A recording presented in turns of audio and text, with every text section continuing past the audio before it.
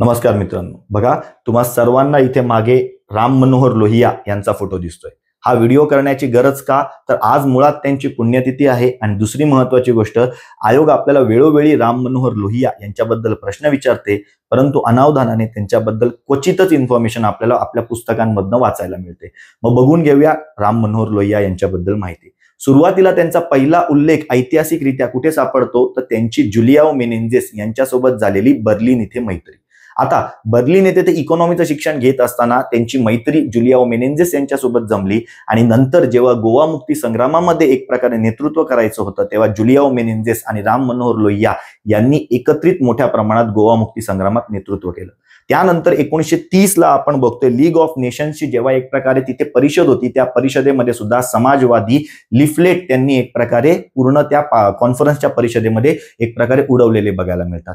त्यानंतर गांधीवादाचा प्रभाव होता, काँग्रेसमध्ये सहभागी झाले। 1934च्या काँग्रेस समाजवादी पक्षाचे ते आपल्या सदस्य झालेले बघायला मिळतात आणि त्याच वेळेस आपण बघतो तर आपल्या जवाहरलाल नेहरूंनी ऑल इंडिया काँग्रेस समितीच्या एक प्रकारे फॉरेन डिपार्टमेंटच्या सेक्रेटरी पदी राम मनोहर लोहिया यांची एक प्रकारे नियुक्ती केली। नंतर राजीनामा दिला। नक्कीच पंडित जवाहरलाल नेहरू आणि गांधी यांच्यामध्ये जे काही एक प्रकारे विचार होते, त्यांचे विचार आणि राम मनोहर लोहिया यांच्या विचारांमध्ये थोडा मतभेद आपल्याला जाणून बघायला मिळतो। समाजवादाकडे झुकलेलं नेतृत्व आपल्या राम मनोहर लोहिया यांचं होतं, परंतु ते एकत्र काम करत होते। याचं मोठं आणि महत्त्वाचं उदाहरण म्हणजेच 1942 ला जेव्हा क्विट इंडिया मुवमेंटमध्ये गांधीजी आणि नेहरू या दोघांनाही अटक झाली, तेव्हा पूर्णपणे नेतृत्वाची धुरा कोणाकडे आलेली होती? ऑप्सुकस राम मनोहर लोहिया यांच्याकडे, आणि ती त्यांनी पूर्णपणे यशस्वीरित्या राबवली। भूमिगत राहून सुद्धा त्यांनी काम केलेलं बघायला मिळतं।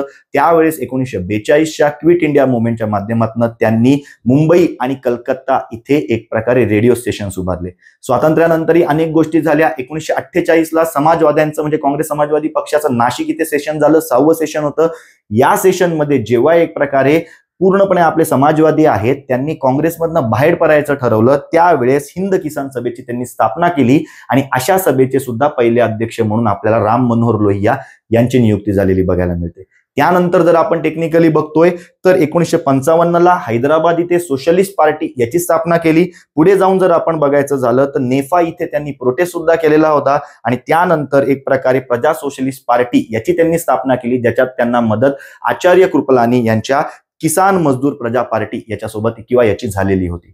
त्यानंतर यांच्या बाबतीमध्ये अजून असा प्रश्न आपल्याला येतो की ते कुठल्या कुठल्या वृत्तपत्र किंवा पब्लिकेशनशी संबंधित होते। ते 1934 ला जेव्हा काँग्रेस समाजवादी पक्षाची स्थापना झाली, तेव्हा त्याचं एक पब्लिकेशन होतं द काँग्रेस सोशलिस्ट, याचे ते संपादक होते आणि त्यानंतर द मॅनकाइंड आणि जन या वृत्तपत्रांमधनं ते एडिटोरियल लिखाण करायचे। तर ही आपल्याला एवढी परीक्षा